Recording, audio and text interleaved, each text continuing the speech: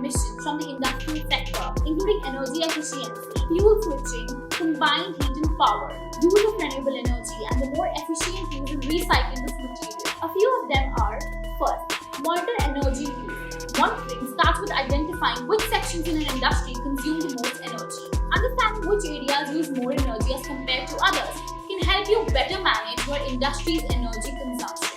Second, reduce energy consumption. Once you have identified sources of energy wastage, you can discard them and make your industry more energy efficient. Doing away with energy inefficiencies helps in carbon footprint reduction of your industry. Third, review logistics. Review the ways you are moving around or transporting your stock and supply. Instead of having to transport materials from far off places, try finding a local supplier. Fourth, recycle. Ensure that your business or industry has an appropriate recycling scheme. Also, make sure that employees recycle waste in company premises. Fifth, reduce packaging. You don't need to be packaging your products in layers upon layers of plastic. Wherever possible, use a minimal amount of packaging. Alternatively, you can package your products in recyclable materials.